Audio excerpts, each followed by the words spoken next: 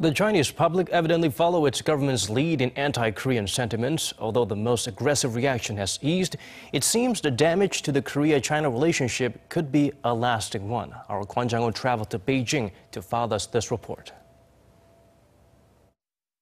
Flags torn up, cars smashed in, and boisterous protests.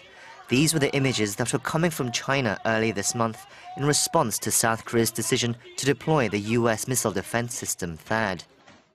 Politicians and state media voiced strong condemnation towards Seoul, and it became the #1 trending subject on Chinese social media.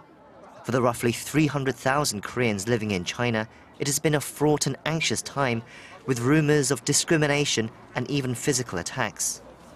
Long-time residents in Beijing say it's the most tense period they have ever experienced. In the last 3 to 4 years, especially because of the Korean wave, there were many Chinese people who felt warmly towards Koreans. But because that mood switched in an instant, it felt even more impactful. However, despite initial fears, the Korean embassy in Beijing confirmed that thankfully no major incident or injury has taken place so far. It's true that many Korean residents here are nervous. So every day since the beginning of March, we've been in contact with local Korean communities, student groups, as well as the Chinese authorities. But nothing has been reported.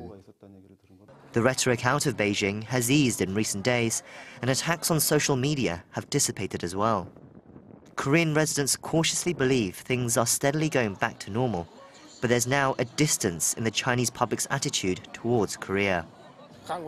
I think Korean leaders made the wrong decision. They didn't consider our feelings, and I'm upset. We all want peace, not war, but the fact that they came out like this really makes me angry and incensed. I used to like Korea. I used to use a lot of Korean products and visit Korea as well. But after what they did with that, I can't do these things anymore. If I did, it would mean I would have no love for my country. Can Korea and China's relationship ever go back to the way things were? While THAAD is in Korea, China says no. The economic and cultural relationship could recover, but the political and security issues cannot be resolved. The only way out would be as if North Korea were to give up its nuclear weapons, meaning there would be no need for THAAD. But until then, the situation will not change. The height of the anti-Korea sentiment seems to have passed for now, but resentment remains. And with the THAAD deployment still to come, the previously close Korea-China relationship may never be quite as warm again. Kwon Jang-ho, Arirang News.